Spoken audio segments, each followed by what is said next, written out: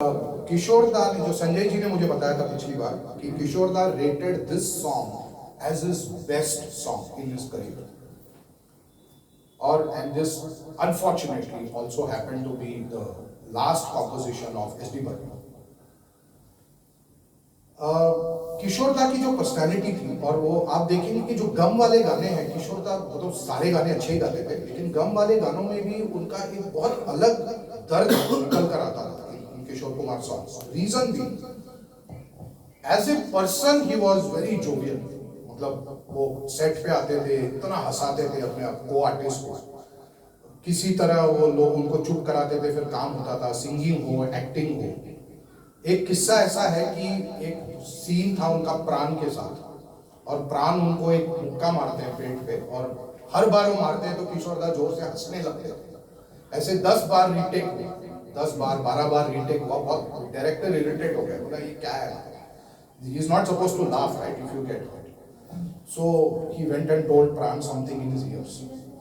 अगला जो शॉट हुआ, प्राण ने एक्चुअली मुक्का मारा उनको पेट में, and they completed the shot.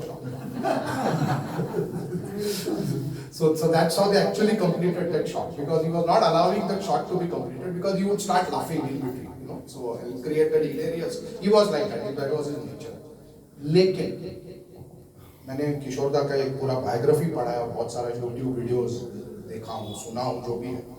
Javed Akhtar साहब का एक क्लासिक लेजेंड्स में किशोर दा के बारे में एक पूरा एपिसोड है, यू शुड वॉच दैट। उसमें वो कहते हैं कि वो इंसान एक्चुअली अंदर से बहुत दुखी और तन्हा था, यू नो। सब that's why he could come up with songs like बेकरार दिल, जिंदगी का सफर जो उन्होंने गाया, तो बड़ी सुनी सुनी है जो अभी मैं गाने वाला हूँ।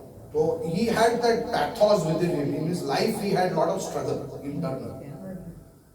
और कहते हैं किशोर दा के बारे में, till about 15 years of his singing career, he only sang for himself and Devanand.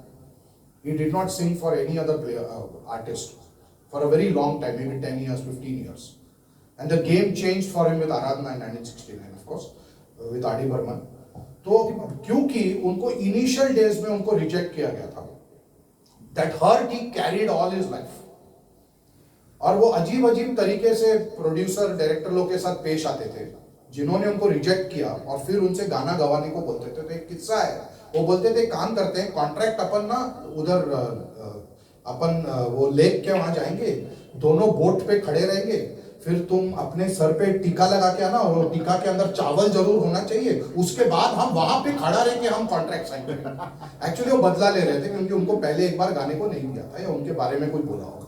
So he was a very volatile and eccentric kind of a person, but very maybe very sad and melancholic from inside, because of which he could compose songs like Bekar Dil and also sing like Badi Suni Suni Hai. This was recorded when Burman Da was in the hospital.